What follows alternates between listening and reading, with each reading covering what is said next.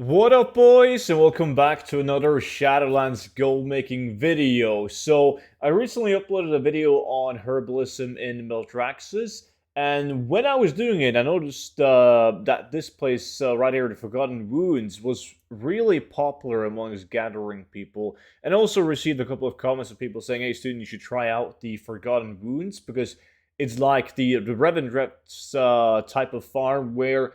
They're spawning so frequently that you don't really need to do a big route, right? So, as I'm sure most of you guys already know by now, but the more people doing gathering on your face, the faster nodes will respawn because there's like kind of like a safety net where there has to be an X amount of herbs and or up at any given time. So if there's enough people doing gathering, you could concentrate and just focus on a small area with a lot of potential spawns, and they should spawn pretty damn often. So I did a video on like the route that I did, and that's also the route that I have in the 0 to 10 million gold guide, which if you guys haven't obtained it yet, you can get the book for 50% off using the code Shadowlands. Link is going to be down below in the description and pinned comments. But I wanted to give this one a go because if it turns out that this was the best method, I would want to update the book and obviously tell you guys on YouTube that this is the best method. So if you guys don't know, the Forgotten Wounds is right here. It's pretty much this place. This place right here. This is the Forgotten Wounds. And there's a lot of potential spawns. I mean, just while I recorded this video, it's been like the second spawn happening, and that is across like 50 potential spawns in this area. So I did this for 1 hour just to see if it would beat like my regular route. Now, there's a lot of things that comes into play. Like maybe when I was doing my original route, there was more people doing herbalism or less people doing the exact route. Therefore, I could get more spawns or less spawn and whatnot. But like, I've done 1 hour of each. Well, I've done multiple hours of the original route, but like I always get roughly the same numbers. And I did 1 hour of this one. So after doing an hour of it, we don't really care that much about the gold per hour because that's going to be different from the time of shooting this video to when the video goes live to like in a month when you guys are watching it. But right now, 30,000 gold in a 1 hour. That is the prices on my realm. Like this looter price route is set to the prices on my realm minimum buyout. But when it comes to amount of herbs, which is all we really care about, it looks like this. So 287 of the Death Blossom, 242 Marrowroot, and then 31 Nightshade.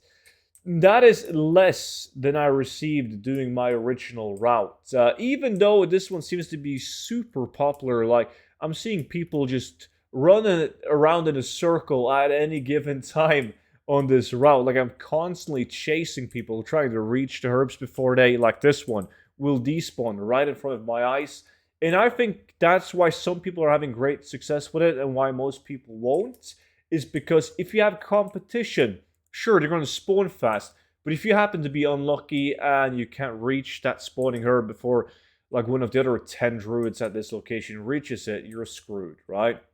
And sure, that can be the same thing when you're doing like an original route, like a big route of a zone, but then you're usually behind someone on the route and you will eventually catch up or you're just going to have to change direction. So on this one, I think you could make a lot of gold in this one if you happen to have a lot of people doing gathering in your area, but they're not specifically doing this place of the zone only. If you're like me, where I have a bunch of people doing this exact location, just roaming this small place, then it's not going to be better than doing a full route. However, if you go to this place and there doesn't seem to be a lot of people just consistently doing this place, but it's a part of their big route, then yeah, I can definitely see this place panning out better than doing a big full route. But all in all, in my experience, I'm definitely going to go back to doing the full route because there's nothing as triggering as constantly trying to reach those herbs and they just despawn right in front of your face. It's just frustrating, really. And that's very rarely the case when you're doing a full route. It really, really is. And if you guys are wondering about the full routes, let's see, I couldn't pick that one up. It just despawned right in front of my face. But if you guys are wondering about the full route and you don't know my full route, you don't have to go and watch my my video on that one. I'm not going to force you to do so.